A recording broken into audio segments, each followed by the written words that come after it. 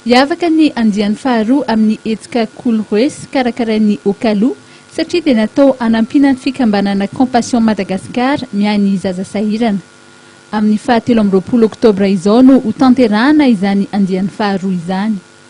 Ici zany deuxième édition amin'ny 23 octobre dia eny amin'ny annexe Mahamasina no alovatsika azy. Izany hoe menga amin'ny annexe Mahamasina dia miodidina ny Lakanosy dia miverina amin'ny annexe Mahamasina ihany. Mandritra izay hetsika izay zany dia maha hoe loko anazy moa dia fafazanay loko zany mpandrianjara rehetra. Izany hoe ankoatran'ny hoe mihazakazaka zany tsy voatery mahazakazaka ihany moa izy tsy fa misy mandeha tongotra, misy makamaka sary eny an-dalana eny dia isaky ny 700 metatra izany manodidina ny Lakanosy iny ahitana karazana loko samihafa foana.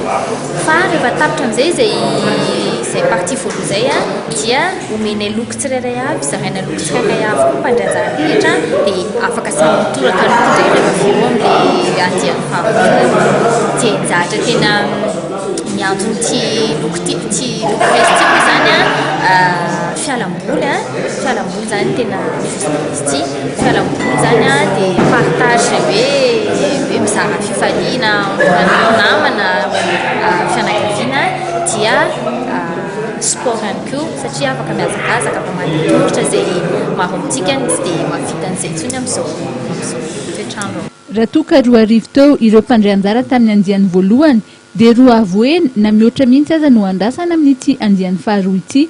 Marihana fa 7 arivo ariary ny fandraisana anjara.